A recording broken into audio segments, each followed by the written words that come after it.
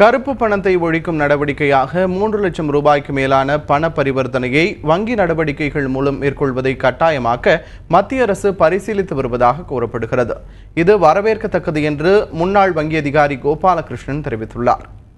3 லட்சத்துக்கு அதிகமான தொகைக்கு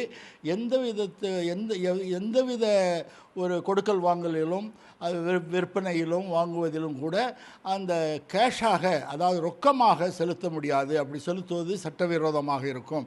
மாறாக வங்கி காசோலையாகவோ வரைவோலை என்று சொல்லக்கூடிய டிமாண்ட் டிராஃப்டாகவோ அல்லது கிரெடிட் கார்டு அல்லது டெபிட் கார்டு மூலமாகவோ, அதாவது வங்கி மூலமாக அதை செலுத்த வேண்டுமே தவிர நேருக்கு நேர் அந்த தொகையை ரொக்கமாக செலுத்துவது செல்லாது என்ற ஒரு விதிமுறை கொண்டு வரப்பட வேண்டும் என்பது இந்த குழுவின் பரிந்துரை. இது கொண்டு வரப்படுமே ஆனால் அதனால் நன்மைதான் விளையுமே தவிர அதனால் தீமை கிடையாது. ஏன் என்று கேட்டால், அந்த கருப்பு பணத்தை ஒழிப்பதற்கு இதைவிட சிறந்த வழி வேறு கிடையாது. ஒன்று.